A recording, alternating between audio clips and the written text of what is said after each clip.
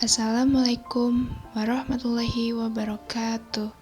Perkenalkan, saya Tia Rostiawati dengan NIM 10107061 dan teman saya Alis Jubaidah dengan NIM 10107025.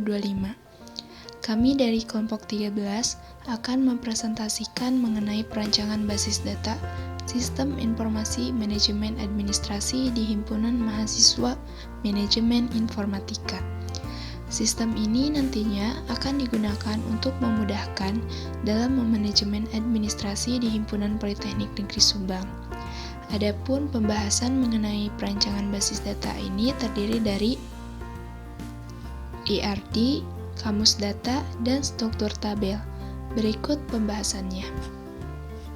IRD atau Entity Relationship Diagram atau diagram hubungan entitas merupakan sebuah diagram yang digunakan untuk perancangan suatu database dan menunjukkan relasi antar objek atau entitas beserta atribut-atributnya secara detail. Pada IRD ini terdiri dari aktor sekretaris yang bertindak sebagai admin dan pengurus bertindak sebagai user yang menjadi entitas. Kemudian ada entitas arsip, agenda, dan absensi. Di sini ada aktor sekretaris dengan primary key ID sekretaris yang memiliki relasi mengelola arsip dengan nomor arsip sebagai primary key. Di entitas arsip ini ada ID sekretaris sebagai foreign key.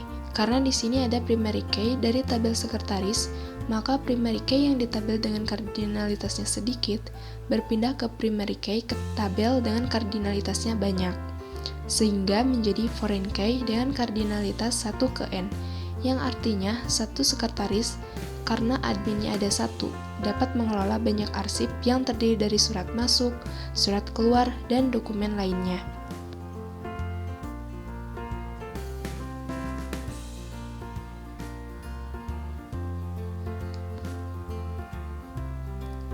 Kemudian, sekretaris di sini juga memiliki relasi mendata absensi dengan ID absensinya sebagai primary key dan ID sekretaris sebagai foreign key, yang mana kardinalitasnya 1 ke n, yang artinya satu sekretaris dapat mendata banyak absensi.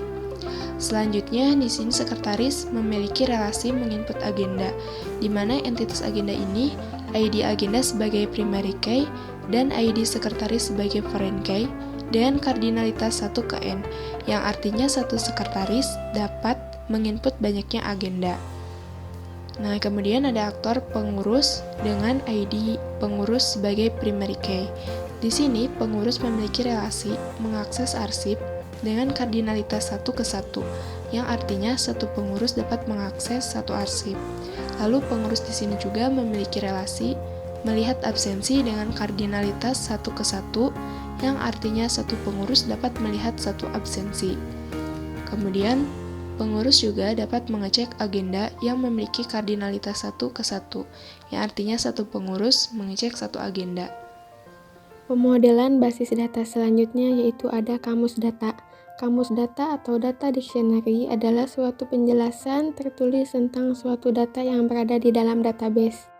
Berdasarkan IRD yang telah teman saya tadi jelaskan, untuk kamus datanya yaitu yang pertama ada entitas sekretaris yang berperan sebagai admin dengan memiliki atribut ID sekretaris sebagai primary key, kemudian ada nama sekretaris, angkatan dari sekretaris, username, dan passwordnya.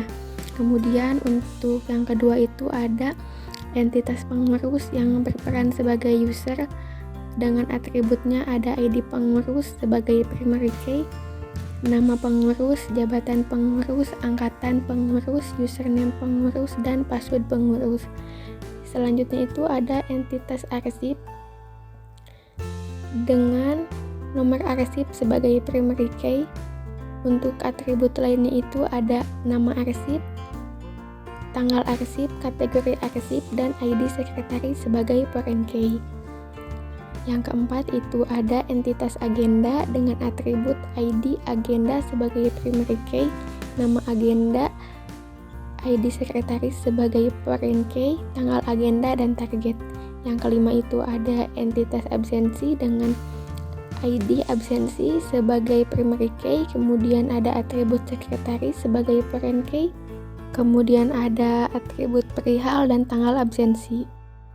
Untuk struktur tabelnya, yang pertama itu ada tabel sekretaris dengan atribut ID sekretaris dengan tipe datanya varchar 30 untuk maksimal katanya, kemudian yang bertindak sebagai primary key.